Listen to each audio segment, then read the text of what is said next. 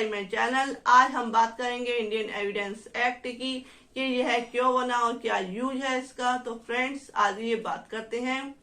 Indian evidence act 1872 इसे कहा जाता है। इंडियन एविडेंस एक्ट भारतीय साक्ष्य अधिनियम 1872।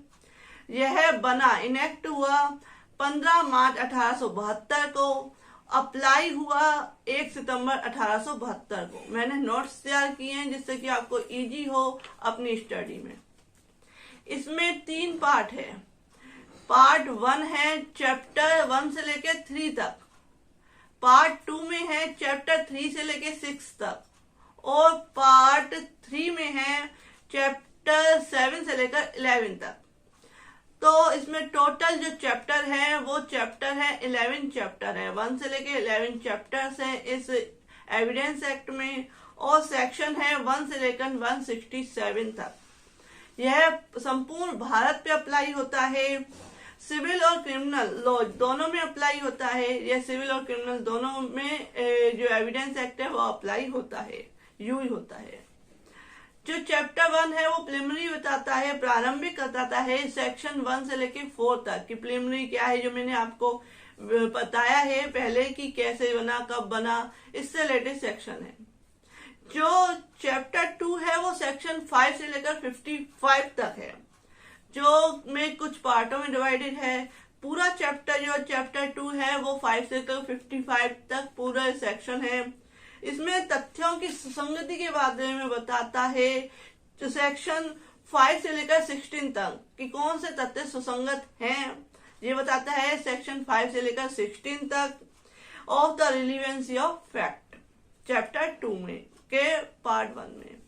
पार्ट 2 बताता है एडमिशन, स्वीकृतियां क्या हैं, स्वीकृति की क्या डेफिनेशन है, क्या कौन कौन सी, अगर कोई तथ्य स्वीकृत किया गया है तो उसका को कितना सुसंगत है, ये सारा बताता है सेक्शन 17 से लेकर 31 तक।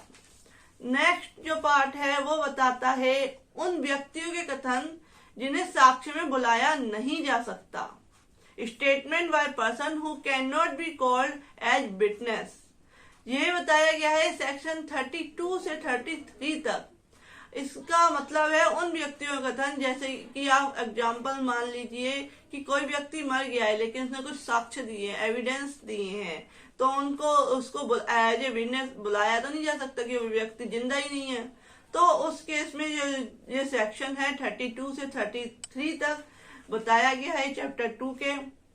नेक्स्ट है विशेष परिस्थितियों में किए गए कथन, statement made under special circumstances. Section 34 से 38 तक इन सेक्शन में बताया गया है कि विशेष परिस्थितियों में जो कथन किए गए हैं उससे रिलेटेड सेक्शन बताए गए हैं।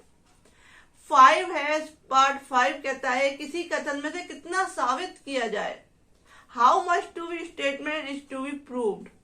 सेक्शन 39 में बताया गया है कि कितना किस कथन से साबित किया जाएगा। 6 है पार्ट 6 कहता है न्यायालय के निर्णय कब सुसंगत है, judgment of court of justice when relevant. ये बताया गया है सेक्शन 40 से लेकर 44 तक कि न्यायालय के निर्णय कब सुसंगत है। नेक्स्ट आता है अन्य व्यक्तियों की राय कब सुसंगत है, opinion of third person when relevant. ये बताया गया है सेक्शन 45 से 51 तक। इसमें बताया गया है कि जो स्पेशलिस्ट होते हैं, विशेषज्ञ होते हैं, उनकी राय कब तक और कहां कहां सुसंगत होगी, रिलीवेंट होगी। नेक्स्ट आता है सील कब सुसंगत है, करेक्टर व्हेन रिलीवेंट। जो सील है वह कब सुसंगत है, करेक्टर कब सुसंगत है, ये बताया गया है सेक्शन 52 से 55 तक कि जो सील है, करेक्टर है कब सुसंगत है। लेकिन जो सिविल केसेज है उसमें जो करेक्टर है वो इतना मायने नहीं रखता, लेकिन जो क्रिमिनल केसेज है उसमें करेक्टर मायने रखता है, सुसंगत रखता है। अब आते हैं पार्ट 2 जो कि है चैप्टर 3 से लेकर 6 तक। इसमें है सबूत के विषय में, ऑन प्रूफ। यह है चैप्टर 3 कहता है तथ्य जिनका साबित किया जाना आवश्यक नहीं है। ऐसे कौन कौन से फैक्ट हैं which need not be proved, जिन्हें साबित किया जाना आवश्यक नहीं है। सेक्शन 56 से 58 तक में बताया गया है कि तथ्य जिनका साबित किया जाना आवश्यक नहीं है। चैप्टर 4 है सेक्शन 59 से लेकर 60 तक। मौखिक साक्ष्य के विषय में बताया गया है। इसमें चैप्टर 4 में सेक्शन 59 से लेकर 60 तक ओरल एविडेंस। चैप्टर 5 भी 3 पार्ट में डिवाइड है। एक है दस्तावेजी साक्ष्यों के विषय में बताया गया है, सेक्शन 62 से लेकर 73 तक। डॉक्यूमेंट्री एविडेंस पार्ट 2 में बताया गया है पब्लिक डॉक्यूमेंट्स लॉग दस्तावेजों के बारे में, सेक्शन 74 से लेकर 78 तक बताया गया है लॉग दस्तावेज पब्लिक डॉक्यूमेंट्स। पार्ट 3 में है प्रिजम्पशन एज टू डॉक्यूमेंट्स दस्तावेजों के बारे में अवधारणाएं, सेक्शन 79 से लेकर 90A तक बताया गया है। नेक्स्ट आते हैं चैप्टर 6 है सेक्शन 91 से लेकर 100 तक।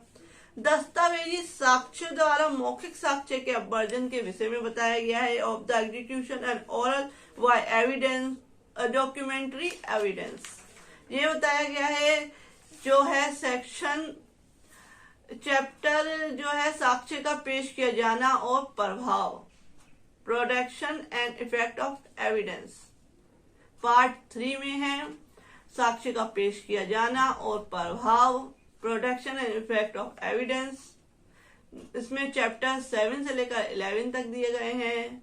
सबूत के बाहर के विषय में बताता है सेक्शन 101 से लेकर 114A तक की जब कोई केस दाखिल किया जाता है तो सबूत का भार किस पर होगा, किसको प्रूफ करना होगा, ये सारे बताए गए हैं सेक्शन 101 से लेकर 114A तक।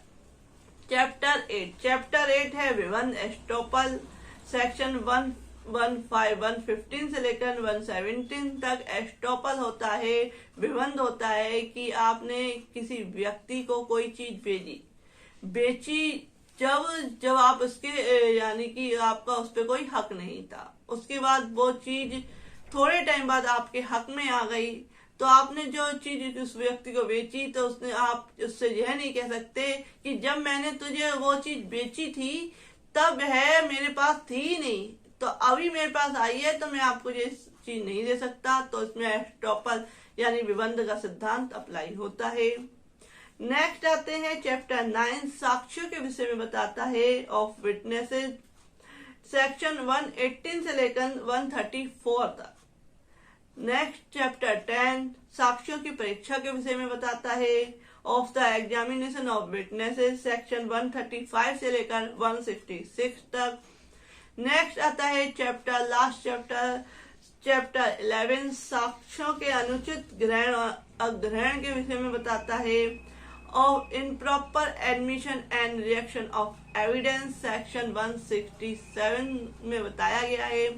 तो फ्रेंड्स, अगर आप मेरा ये जो वीडियो बनाई है आपको इसे 3-4 बार अगर आप इसे सुन भी लेंगे तो आपको रिमेम्बर हो जाएगा और आपको ऑटोमेटिक याद हो जाएगा कि कौन से चैप्टर में कौन सा सेक्शन, कितने सेक्शन दिए हुए हैं। अगर आपको ये याद हो गया तो अंदर का जो कंटेंट है इस सेक्शन का वो आपको इजीली रिमेम्बर हो जाएगा और मैं इस पे डिटेल वीडियो भी बनाऊंगी।